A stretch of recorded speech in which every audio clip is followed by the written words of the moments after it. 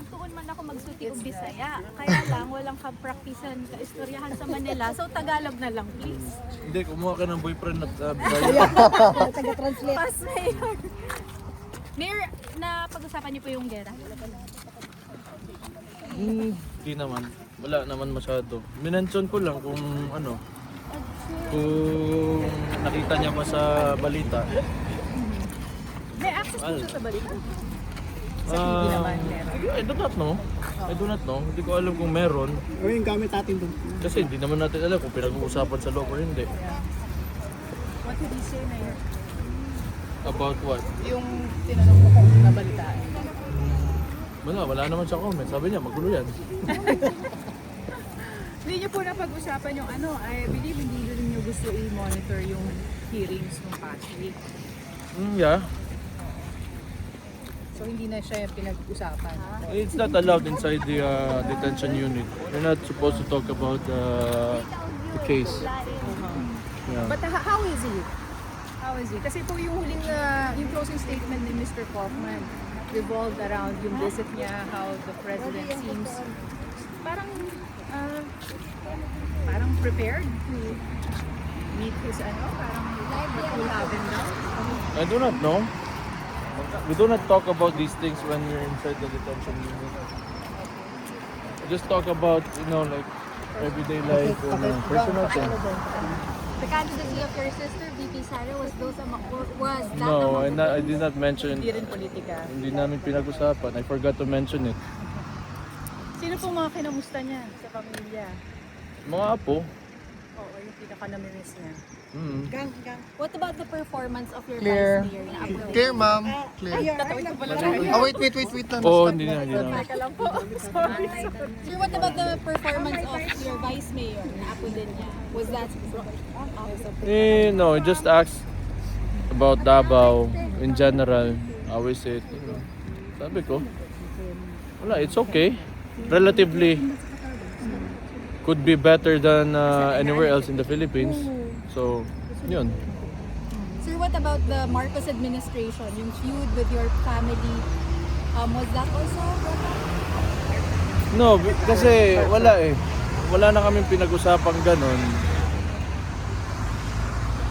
All we talked about was the midterm elections and the results of the midterm elections. So that says it all. Parang nandun na yung lahat ng kailangan mong malaman about the Marcos administration because they did not win in Davao and they put so much money invested so much in Davao City. So that says a lot already.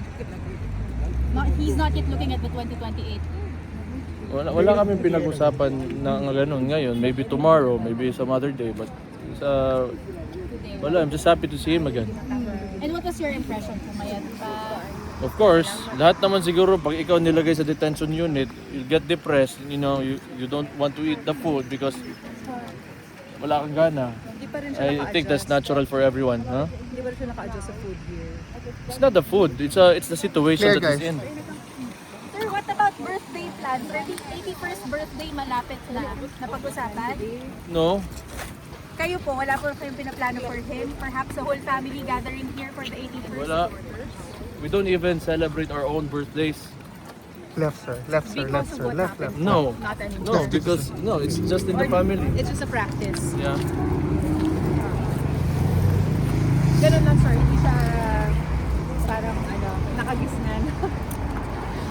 Hindi ko alam eh. Parang Wala, I really don't know.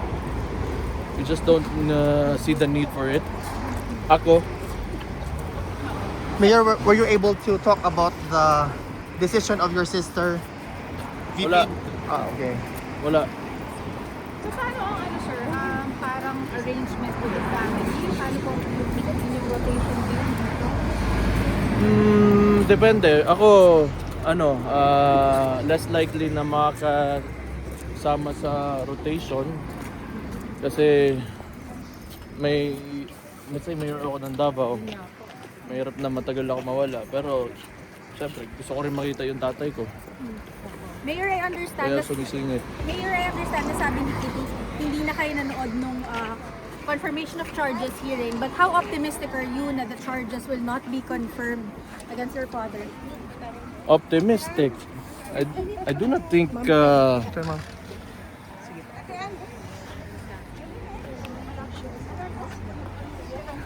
I do not see the ICC as a. I do not know.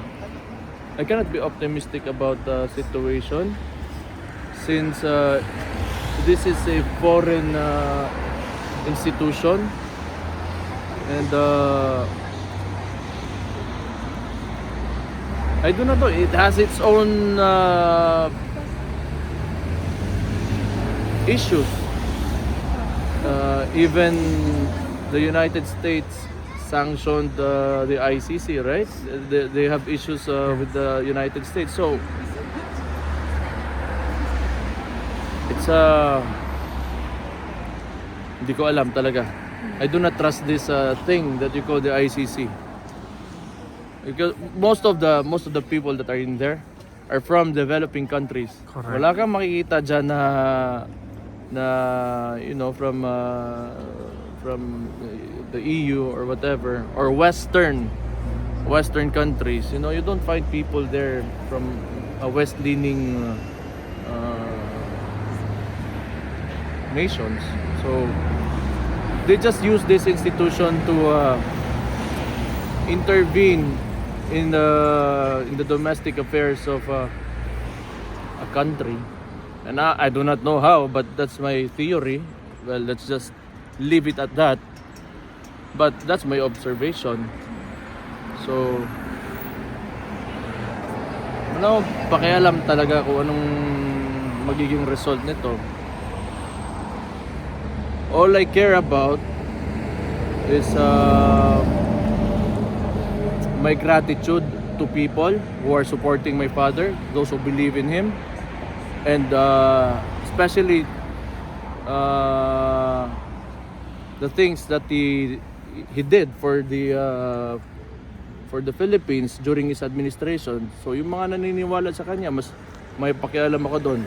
As far as kung ano mangyayari dito sa ICC na yan, I do not trust that institution. Well, there should have been a proper way of putting him inside the detention unit, and he was supposed to go to the local courts, but none of that was followed. The protocol was not followed. Okay? So, why is he there? So that's the main question. Yun pa lang, kailangan pinag-uusapan na natin. If that institution is truly, you know, for lack of a better term, kung maayos talaga, then they should send him back and follow the usual process. Diba? Kung talagang honorable tong institution na to. Because they know for a fact that this person inside, who seems to be my father, who is my father, kinuha, nilagay sa isang eroplano without going to the local courts and was sent here in the Netherlands into the detention unit. Yes, correct. So, anong asahan ko? Yes. So, how can I be optimistic in an institution that cannot follow its own rules? Yes. So, Mayor, just to be clear, no member of the family watched the proceedings. Is this intentional? No, hindi ko naman alam kung nanood sila or hindi. Nalaman ko na nga lang sa inyo na ano eh, na hindi sila nanood. Okay. So, hindi naman siya sadya. Talagang hindi lang, on your part, hindi No, sadya. because you know, if you really want an answer from me, it's just the narrative of the left against our narrative. Yes. That's it. Sino ba yung mga nandyan? Mga NPA naman yung mga nandyan. Kasi sila yung tinamaan during the time of his administration. And they went around Europe and, you know, playing the victim card. That's it. That's basically it. Oh, that's my narrative. So, it's my word against yours and yours against mine. Mm. And then also, sa proceedings, si Mr. Kaufman, essentially 2 points. One is that it's politically motivated. And second, that there's not enough evidence. Doon sa politically motivated, may mga Marines na lumabas. Tapos he wants to look into the participation of former Senator Trillanes. What do you think? That's why everything is speculative in this situation. That's why I don't want to listen anymore, because it started, you know, with romanticizing what could just have been let's say a result of the policies that was enforced during the time of his administration. Eh ngayon, I really don't know. I really don't know. It's a complex situation. You have the ICC involved, and you have these people from the Philippines or left-leaning, and you know how these are socialist states. You know, the European Union. So there's so much ambiguity around everything that's happening right now. Do you think your family should prepare for any eventuality given? We're always prepared. We're always prepared. Even my father is prepared. Wala kami dito para iiyak lang. You know? It's politics. Most of it is politics. Kayo po, humihingi ba ng advice sa kanya sa pamumuno sa Davao? Wala naman. Hindi siya No, I just ask him kung may gusto ba siya, you know, if I need to do anything, because maayos naman yung lugar na yan. From his time, it has been improving until sa akin ngayon. So I do not know. I'm not supposed to be the one that's saying this, because you know, like, we just won the election just recently, and the best I think you should ask the people how they feel about the governance in Davao City. I'm not the best person to answer the question. Wala po kayong, If you want empirical, you know, data, ask the people. Do not ask the politicians, because the politicians will always promote themselves. pero kayo po walang balak to run for a higher office. Why would I? Hindi. Tangin lang yan. 28. Bakit? Because there was a I'm survey. Fucking tired and sick of it all. Wala. Okay na yung Davao kung may mahalal tayo na maayos na presidente na talagang, you know, like that will take care of the money of the people. Tapos, you know, it's well allocated, and the national government is somehow decentralized enough that, you know, like, the provinces will benefit from it. Then why not?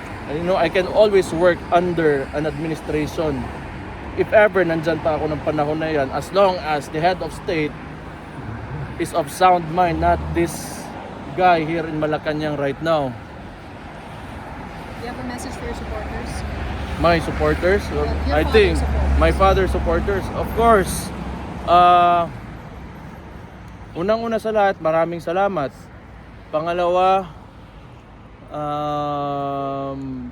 alam ko, because you really believe in my father, nasasaktan din kayo, but kailangan yung tumiis lang, kasi nasa sitwasyon tayo ngayon na di natin naiwasan or di natin pinili. So kung ano man yung mga nakita nyong, or if you have learned anything, or may gusto kayong nakita na gusto nyo ipatuloy, then you can manifest this through votes. Kung may nakita kayo, kasi wala na, because nobody can run for the presidency again. So if we choose another leader for the Philippines, then piliin nyo yung tao na kung saan nyo nakikita yung nakita nyo sa tatay ko. Nakikialam, I mean, may input din po ba kayo sa case niya? Like, for example, Ano choice of pangalan mo, ma'am? lawyers? Zen Hernandez. Zen Hernandez, ABS-CBN. Magkaibigan tayo. Kami ay nasa gitna. Okay. So what's your We are question again? You were saying? Nawala tuloy ako. Mayor, Hindi, may tanong si Alvin tuloy. sige. Oh. Mayor, what's the first thing that former president asked about Davao when he saw you? Kumusta lang? Kumusta lang? Tapos sinabi ko, nag-oath na ako. Ako na yung mayor. Okay. Sabi ko, pag bumalik ka, di ibalik, pagka ikaw na, ibalik ka lang namin doon as mayor. Gusto pa rin niya to be mayor. Hindi, sabi niya, ayun yun eh. Pero, alam mo, yung tatay ko dyan sa Davao, kahit ayaw niya pa, people would go to his house and force him to file, a certificate of candidacy. So, and I don't think he's going to